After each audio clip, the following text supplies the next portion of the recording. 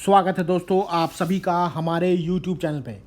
और आज हम करेंगे द इंडियन एक्सप्रेस का एडिटोरियल एनालिसिस, जिसमें आए हैं दो इम्पॉर्टेंट इश्यूज़। एक है जो कि सेंटर और स्टेट के रिलेशन के बीच में है, सेंटर स्टेट फेडरलिज्म के, और दूसरा है आपका फूड सिक्योरिटी को लेके। तो आइए डिस्कशन शुरू करते हैं।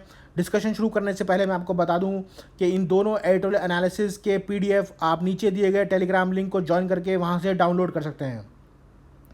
जो आज का पहला इशू है वो है have room must spend.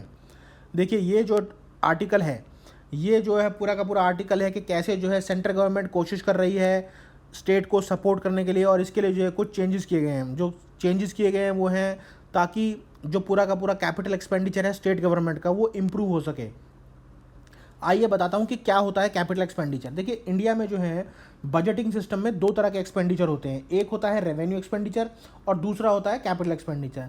Revenue expenditure में जो है जो होता है वो ये है कि वो एक्सपेंडिचर ऐसी चीज़ों के लिए किया जाता है जिसमें कोई एसेट क्रिएशन कभी नहीं होती, जिसमें कभी भी कोई एसेट क्रिएशन नहीं होती। मतलब कि उसमें इन्वेस्टमेंट उन चीज़ों पे की जाती है जिसकी जो है फ्यूचर में कोई भी इनकम या वहाँ से किसी भी तरह का कोई भी रिटर्न आने की कोई संभावना नहीं है। उसको कहते हैं रेवेन्यू एक्सपेंडिचर।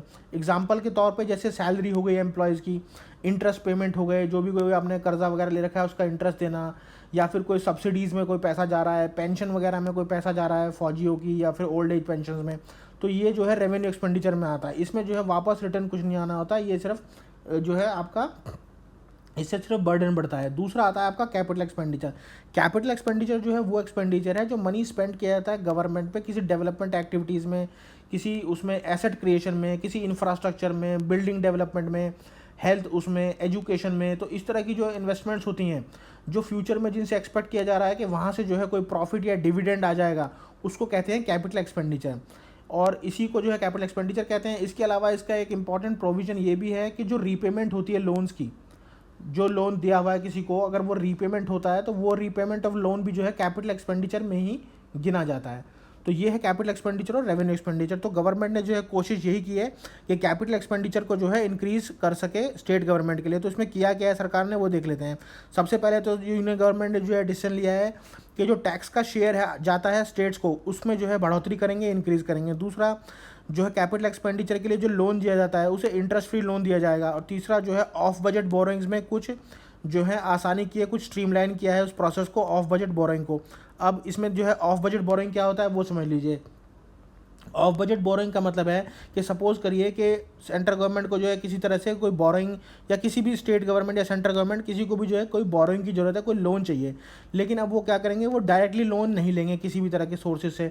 वो क्या करेंगे, वो किसी पब्लिक इंस्टीट्यूशन को जो है ऑर्डर करेंगे कि आप लोन लीजिए, और वो लोन लेंगे। और उस लोन के लेने से होगा क्या कि अगर लोन पब्लिक इंस्टीट्यूशन ने लिया है तो सेंटर या स्टेट गवर्नमेंट के ऊपर जो है लाइबिलिटी नहीं बनेगी, और ये लोन जो है सेंटर या स्टेट गवर्नमेंट के बजट के फिजिकल डेफिसिट में भी रिफ्लेक्ट नहीं होगा, जिससे कि उनका फिजिकल डेफिसिट जो है कम दिखाई देगा।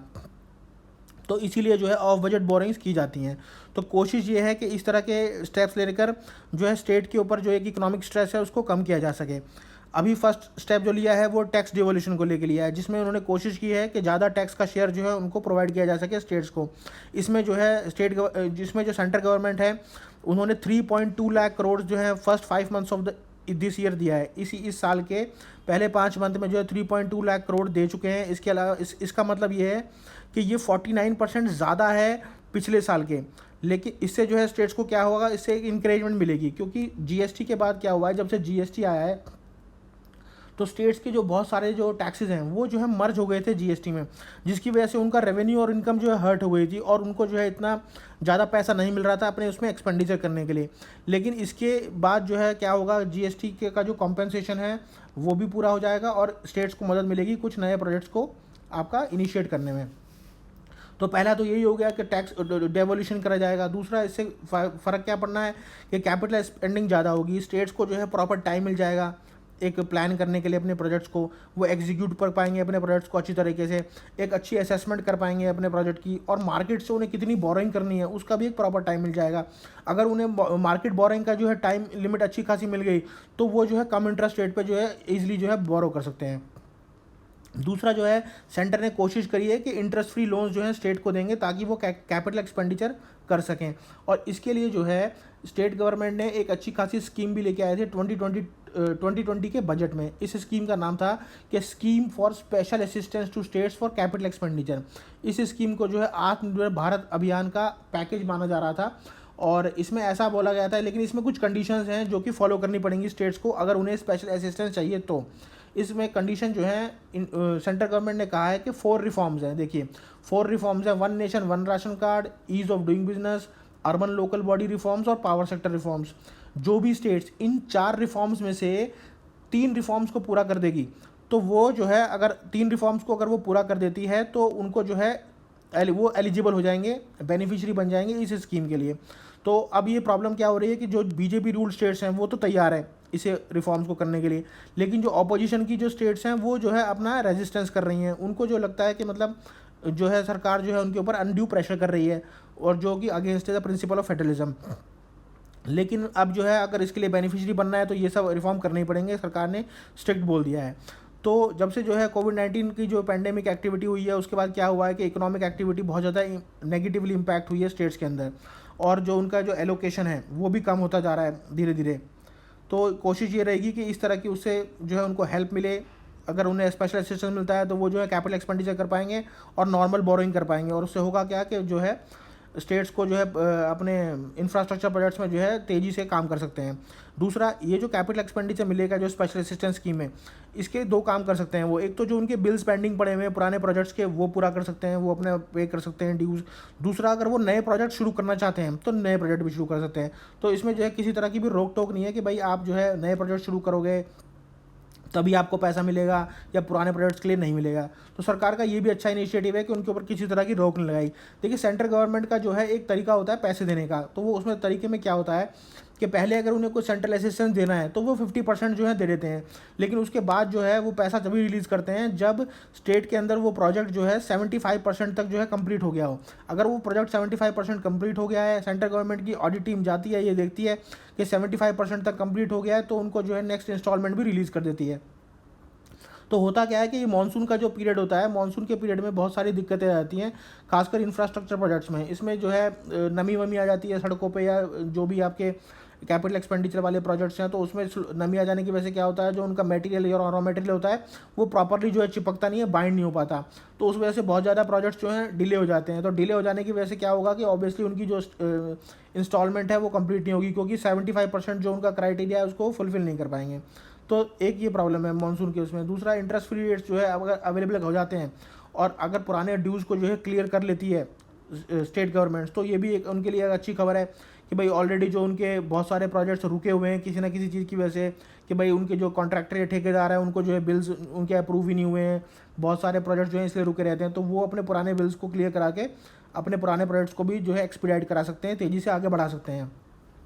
चौथा जो गाइडलाइन दी है गवर्नमेंट ने ऑफ बजट बोरिंग को लेके, जो ऑफ बजट बोरिंग मैंने आपको बताई थी कि पब्लिक इंस्टीट्यूशन बोरो करते हैं स्टेट या सेंटर के बिहाफ पे, तो सेंट्रल गवर्नमेंट ने ये आपका डिसीजन लिया है कि अगर किसी ने 2021 में जो बोरिंग की है तो वो उसको एडजस्ट कर देगा और उसको 2021 की बोरिंग को जो है 2022 में दिखा देगा। तो इससे क्या होगा कि 1 साल का जो है वो मिल जाएगा स्टेट्स को बोरिंग के इसमें जो कंसेशन। तो ये भी एक बड़ी वो है बोरिंग के पीरियड में कि अगर उनको इतना मिल जाता है तो समझिए कि इनफ फिजिकल स्पेस मिल गया है और स्टेट्स जो है इसको भी यूटिलाइज कर सकती है प्रॉपर अपनी जो है तरक्की करने के लिए, आगे बढ़ाने के लिए। तो ये था स्टेट और सेंटर के बीच का जो है फिजिकल फेडरलिज्म को लेके जो इशू था। दूसरा आपका जो टॉपिक है वो है ये फूड सिक्योरिटी का, वो है disruption supply chains due to Ukraine war which has implications for food security, और इसका टाइटल है द थॉट फॉर फूड। देखिए फूड एंड एग्रीकल्चर ऑर्गेनाइजेशन ने जो है अभी फूड प्राइस इंडेक्स जो है रिलीज़ किया था, और उस फूड प्राइस इंडेक्स के अकॉर्डिंग जो है फूड प्राइस इंडेक्स जो है 30% इंक्रीज़ हो गया है। अब 30% इंक्रीज़ होने का मतलब क्या है, फूड प्राइस इंडेक्स का मतलब ये है कि 30% प्राइस राइज जो है बढ़ गया है फूड का। तो लास्ट टाइम जो ऐसा इस तरह का हैवी प्राइस राइज हुआ था वो हुआ था 2010-11 में, और उसका जो सबसे इंपॉर्टेंट फैक्टर था वो था अरब स्प्रिंग। अब आप कहेंगे कि अरब स्प्रिंग क्या है भाई, तो अरब स्प्रिंग में बता दूँ कि अरब स्प्रिंग जो है जो अरब्स में कंट्रीज़ हैं वहाँ पे जो है लगातार कई सारी कंट्रीज़ में जो है एंटी गवर्नमेंट प्रोटेस्ट हुए थे, रिवॉल्ट हुए थे, और जो है लोगों ने हथियार उठा लिए थे इस बात के लिए कि भाई उनको भी जो है डेमोक्रेसी दो, उनको भी जो है फ्रीडम दो। तो नाम इसका अरब स्प्रिंग इस पर पड़ा क्योंकि ये जो है एक तो अरब कंट्रीज़ में हुआ था, दूसरा ये स्प्रिंग सीजन में हुआ था 2010-11 के, तो इसलिए जो है इसका नाम अरब स्प्रिंग पड़ गया। तो सबसे पहले ये हुआ था तुनीशिया में, फिर उसके बाद इजिप्ट में, फिर लीबिया में, और उसके बाद धीरे धीरे दूसरी कंट्रीज़ को भी इसने जकड़ लिया। और इसके बाद ऐसी प्रॉब्लम आई कि पूरे देश के अंदर जो है फूड इनसिक्योरिटी का माहौल बनता चला गया। तो अभी सिचुएशन ये है कि जब से कोविड-19 पैंडेमिक आया है, तो फूड सप्लाई चेन तो पूरी दुनिया की जो है, वर्ल्ड की जो है, बिल्कुल डिसरप्ट हो गई है, तितर-बितर हो गई है। और इसके बाद जो है दूसरी सबसे बड़ी चोट हुई है, वो हुई है कि जब से रशिया और यूक्रेन का वॉर हुआ है। क्योंकि रशिया और यूक्रेन जो है, ये 27% जो है व्हीट है, वो वर्ल्ड वर्ल्ड की मार्केट को अवेलेबल कराते थे। अब आप समझिए कि 27% वर्ल्ड की मार्केट को जो व्हीट अवेलेबल करा रहे थे रशिया और यूक्रेन, ये दोनों ही लड़ाई में फंस गए। और उसकी वजह से क्या होगा कि इनकी सप्लाई चेन भी डिसरप्ट हो गई। तो 27% का मतलब एक बहुत बड़ा नंबर है, जिसको जो है ऑब्वियसली इसका एक बहुत ही ज़्यादा बड़ा इम्पैक्ट होने वाला है पूरी दुनिया के ऊपर। तो इस वक्त में क्या हो रहा है, दूसरी चीज़ के ब्लैक सी के बारे में आपने सुना होगा। ये एक ऐसी वाटर बॉडी है जो यूरोप और ये जो मिडल ईस्ट के बीच में आती है। तो इसके अंदर जो है बहुत सारे पोर्ट्स हैं, और लेकिन 95% जो यूक्रेन का जो ग्रेन एक्सपोर्ट है, वो ब्लैक सी के पोर्ट से ही होता था। अब ये पोर्ट सारे बंद हो गए हैं। क्यों? क्योंकि जो है रशिया और यूक्रेन का वॉर छिड़ा हुआ है। अब वॉर छिड़ा हुआ है तो ये यहाँ से पोर्ट बंद हो गए हैं, तो रेलवेज़ का इस्तेमाल करना पड़ा यूक्रेन को। अब आप समझिए कि कहाँ पोर्ट और कहाँ रेलवेज़। अब रेलवेज़ का इस्तेमाल करेंगे तो ऑब्वियसली जो है कुछ भी चीज़ें इतनी जल्दी तो जाने वाली है नहीं, उसको टाइम लगेगा जाते जाते। उसमें बहुत डिले हो रहा है, उसमें बहुत डिले होने की वजह से प्राइस राइज भी हो रहा है, और तरीके से जो है जा भी नहीं पा रहे हैं पूरा का पूरा सामान। तो 26 कंट्रीज़ हैं आपकी अफ्रीका, वेस्ट एशिया और एशिया में, जो टोटली डिपेंड हुई हैं रशिया और यूक्रेन के ऊपर अपने 50% से ज़्यादा व्हीट नीड्स के लिए। तो इंडिया के पास जो है पोटेंशियल ज़रूर है कि वो इस गैप को फिल कर सकती है। और अप्रैल 22 में WTO की मीटिंग में प्राइम मिनिस्टर ने ऐसा कहा भी था कि इंडिया चाहे तो पूरे वर्ल्ड को जो है बिठा के खिला सकता है, अगर WTO एक इशारा भी करे तो। लेकिन हुआ क्या, प्रधानमंत्री जी ने उसके एक मंथ बाद ही जो है व्हीट एक्सपोर्ट के ऊपर बैन लगा दिया, ये हवाला देते हुए कि भैया इंडिया में जो है डोमेस्टिक प्राइसेस बढ़ रहे हैं और प्रोडक्शन जो है कम हो गई है, क्योंकि हीट वेव्स ज़्यादा हो रहे हैं, ज़्यादा गर्मी की वजह से ही प्रोडक्शन डाउन हो गई है। और प्राइवेट सेक्टर में जो है बहुत बड़े लेवल पे होर्डिंग हो रही है, जिसकी वजह से हम जो है एक्सपोर्ट नहीं कर सकते, तो एक्सपोर्ट ही बंद कर दिया। तो इसलिए भी जो है ग्लोबल उस पर जो है बहुत बड़ी चोट लगी, ग्लोबल सप्लाई चेन जो है इससे भी बिगड़ी। अभी जो है वर्ल्ड बैंक का एक इनिशिएटिव है जिसमें उन्होंने देखा है, जिसमें उन्होंने ऑब्जर्वेशन करी है कि स्पेक्यूलेशन बहुत ज़्यादा बढ़ रही है एग्रीकल्चर कमोडिटीज़ में, कमोडिटी फ्यूचर एक्सचेंजेस में। अब स्पेक्यूलेशन क्या होता है वो समझ लीजिए। स्पेक्यूलेशन का मतलब है कि जो बड़े बड़े ट्रेडर्स हैं या बड़े बड़े जो इन्वेस्टर्स हैं, वो क्या करते हैं कि वो फूड प्राइसेस को जो है आपका ज़्यादा से ज़्यादा बाय कर रहे हैं, ये सोच के जो है बाय कर रहे हैं फूड को, कि फ्यूचर में जो है इसके प्राइसेस बढ़ेंगे, और फ्यूचर में इसके प्राइसेस बढ़ेंगे जब हम इसको सेल कर देंगे, तो इसको बोलते हैं स्पेक्यूलेशन। दूसरा है कमोडिटी फ्यूचर ये है, ये ऐसी एक मार्केट्स हैं जो सेटअप की गई थी, जहाँ पे बायर और सेलर जो है मिल सकता है और वहाँ पे बाय और सेल कर सकता है। इसका ओरिजिनल पर्पस तो फ्यूचर मार्केट का ये था कि फार्मर्स जाएँ अपने प्रोड्यूस को लेके वहाँ जाके सेल करें, और उनको जो है इनवॉइस दे दिया जाता है, उस इनवॉइस को वो ले जाते हैं और उन्हें एक फ्यूचर डेट पे जो है वो प्रोड्यूस को डिलीवर करना होता है। इससे होगा क्या, ये सोचा था कि इससे होगा ये कि बाय और सेलर दोनों को ही जो है अच्छा खासा कुछ आइटम मिल जाएगा और प्राइस में भी कोई बढ़ोतरी नहीं होगी।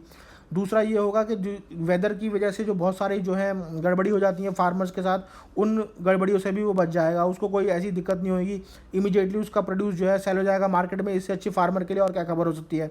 तो यही सोच के जो है कमोडिटी फ्यूचर मार्केट को इंट्रोड्यूस किया गया था। लेकिन अब होने क्या लगा है, वहाँ बहुत ज़्यादा जो है स्पेक्यूलेशन होने लगी है। स्पेक्यूलेशन क्यों होने लगी है? क्योंकि बहुत बड़े बड़े प्लेयर्स जो हैं इस कमोडिटी फ्यूचर मार्केट में कूद गए हैं, जैसे लार्ज पेंशन फंड्स हो गए, हेज फंड्स हो गए, इन्वेस्टमेंट बैंकर्स हो गए। तो ये जो है ज़्यादा से ज़्यादा वहाँ पे कूदते जा रहे हैं अपने प्रॉफिटेबिलिटी के लिए, और इसकी वजह से स्पेक्यूलेशन बढ़ती जा रही है। अब स्पेक्यूलेशन बढ़ रही है तो फार्मर की जो बेसिक लाइवलीहुड है वो भी खतरे में है, और उसकी जो किसानी है वो भी खतरे में है। तो ये प्रॉब्लम जो है धीरे धीरे जो है पूरे वर्ल्ड में ही बढ़ती जा रही है, ये इंडिया का हाल नहीं है। तो एक्सेसिव स्पेक्यूलेशन की वजह से हो क्या रहा है कि ये जो पूरा मार्केट है, आज जो मार्केट में जो वीट का प्राइस एवेल्यूएशन है वो कोई सप्लाई डिमांड के बेसिस पे नहीं हो रहा है, ना ही क्वालिटी के बेसिस पे हो रहा है, बट उसको डिसाइड कर रहे हैं फाइनेंशियल एक्टर्स के, कोई फाइनेंशियल प्लेयर कितनी बेट लगाएगा उसके बेसिस पे जो है डिसाइड हो रहा है पूरा का पूरा प्राइसेस। तो लार्ज फाइनेंशियल प्लेयर्स हैं आपके, इन्वेस्टमेंट बैंकर्स वगैरह, इनको तो जो है अपना फूड प्राइस में जो है प्रॉफिटेबिलिटी देखनी है। तो प्रॉफिटेबिलिटी देखनी है तो प्राइस राइज बढ़ेगा, प्राइस में बहुत ज़्यादा ऊपर नीचे उछाल आ रही है, और प्राइस राइज बढ़ेगा तो आप ये समझिए कि लाखों करोड़ों लोगों की फूड सिक्योरिटी जो है आज पूरी दुनिया में खतरे में है। तो ये दिखाता है, एक तो ये चीज़ जो है चलती हुई आ रही है इतने दिनों से, ये दिखाता है कि सरकार ने जो है 2008 में जो फूड क्राइसिस हुआ था उससे अभी तक कोई भी लेसन ही नहीं लिया। अभी भी सरकार जो है उसी अपने पुराने मॉडल पे काम करती जा रही है और इनके ऊपर जो है कुछ भी किसी तरीके का कोई रोक टोक लगा ही नहीं पा रही है। दूसरा, स्पेक्यूलेटर्स का जो शेयर है वो आप ये देखिए कि डेटा के अकॉर्डिंग जो 2018 में जो स्पेक्यूलेशन होती थी वो 23% होती थी, अब वो जो है 2022 में 72% हो गई है। तो वो लगभग 4 गुना बढ़ गई है। स्पेक्यूलेशन जब इतनी ज़्यादा बढ़ जाएगी 23% से 72% हो गई 2018 से 22 में, और सरकार बिल्कुल जो है बिल्कुल सोई पड़ी है, उनका इस पर कोई ध्यान नहीं है। हो क्या रहा है, सिर्फ इसमें प्रॉफिट मिल रहा है, प्राइस राइज हो रहा है इन स्पेक्यूलेटर्स को, और जो आम आदमी है या जो गरीब आदमी है वो तो बिल्कुल जो है टूट जा रहा है, उसके लिए तो खाने के भी लाले पड़ गए हैं इसमें। तो इंडिया के लिए प्रॉब्लम इसमें क्या है कि क्या करना चाहिए इसमें। आप रिसेंटली जानते हैं कि 3 फार्मर लॉज आए थे जिसमें जो है फिर बाद में मोदी गवर्नमेंट ने उनको रिपील भी कर दिया। अब वो 3 फार्मर लॉ का सबसे बड़ा कंसर्न ये था कि प्राइवेट सेक्टर अगर एग्रीकल्चर में आ जाएगा तो स्पेक्यूलेशन बढ़ जाएगी और उसके बाद जो है इसका बहुत बड़ा इम्पैक्ट होने वाला है, उनकी जो है पूरे के पूरे सप्लाई चेन के ऊपर जो है डिसरप्शन होने वाली है। लेकिन ये फार्म लॉज तो चले गए, लेकिन आप ये देखिए कि फार्म लॉज जो है रिपील होने के बावजूद भी प्राइवेट सेक्टर जो है इतना बड़ा रोल प्ले कर रहा है कि स्पेक्यूलेशन में पूरा का पूरा अपना जो इसकी टोपी उसके सर है वो आपका चलता जा रहा है और घुमाता जा रहा है। वो अब वो इस तरह घुमाता जा रहा है, वीट परचेसेस जो है आपका करते जा रहा है, और उसके बाद हो क्या रहा है, फूड प्राइस बढ़ रहा है। 2022 में क्या हुआ है कि गवर्नमेंट ने अभी तक जो वीट परचेस की है वो सिर्फ 19.5 मिलियन टन है, जो कि 50% कम है अपने पिछले 13 साल के हिसाब से। तो यूनियन फूड सेक्रेटरी ने भी जो है खुल के आके ये आपका बयान दिया है, जब उनसे पूछा गया कि भाई इतनी कम क्यों करी है वीट परचेज गवर्नमेंट ने, तो उन्होंने कहा है कि वीट परचेज हमने इसलिए कम किया है क्योंकि प्राइवेट प्लेयर्स जो हैं पहले से ही बाय करके बैठे हुए हैं मार्केट में। अब आप ये देखिए कि जब सरकार खुल के ये जानती है कि प्राइवेट प्लेयर्स जो हैं बाय करके बैठे हैं और अभी तक जो है उस पर कोई भी एक्शन नहीं ले पा रहे हैं, या कोई भी किसी तरह का कोई रोकथाम या कोई भी अभी इनिशिएटिव नहीं लिया गया है कि इस पर किसी भी तरह का चेक लगा सके, तो सरकार की ये एक नाकामी है।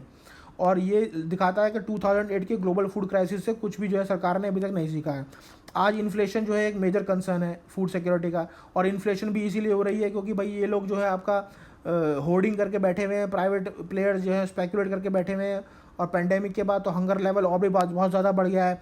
ग्लोबल हंगर इंडेक्स की रिपोर्ट आई थी जिसमें इंडिया की जो है 101वीं रैंक है 116 कंट्रीज़ में। आप समझ सकते हैं कि हम जो है इतने बड़े प्रोड्यूसर हैं फूड के, इतनी बड़ी जो है हमारी खेती बाड़ी है, एग्रीकल्चर का में जो है 60% जो है पूरा मतलब 60% पॉपुलेशन जो है एग्रीकल्चर में इंगेज है, उसके बावजूद जो है हमारा जो हंगर इंडेक्स है वो 101वां नंबर है 116 कंट्रीज़ में। तो ये जो है बहुत ज़्यादा पैथेटिक है, बहुत ज़्यादा पुअर कंडीशन है।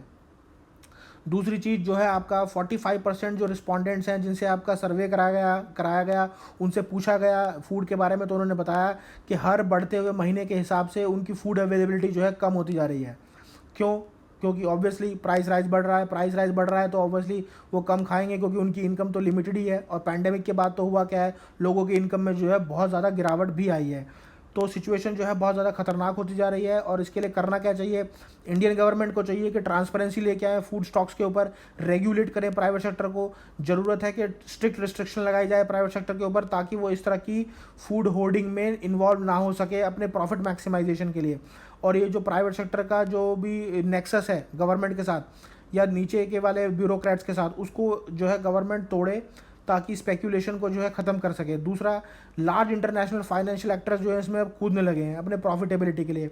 अब इंटरनेशनल प्लेयर्स इसमें कूद रहे हैं तो ये एक इंटरनेशनल मुद्दा हो गया है। तो चाहिए गवर्नमेंट को क्या कि एक जो है प्रॉपर प्लेटफॉर्म पे जाके डिस्कशन करें, मल्टीलैटरल अकॉर्ड जैसे कि G20, वहाँ पे जाके इस मुद्दे को उठाए और देश की जो है G20 जो है देश की दुनिया की जो है 20 इकोनॉमीज बैठ के इस पर डिसाइड करें कि कैसे जो है आपका प्राइवेट सेक्टर को रेगुलेट किया जा सकता है, कैसे फूड स्टॉक और होर्डिंग को रोका जा सकता है।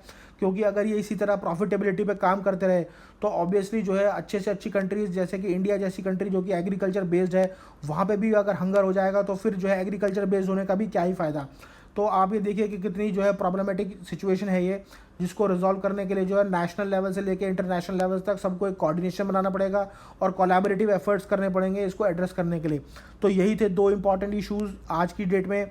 और इसके अलावा आप रोज़ जो है एडिटोरियल एनालिसिस की डिस्कशन के लिए उनकी PDF के लिए लाइक कीजिए, शेयर कीजिए और सब्सक्राइब कीजिए।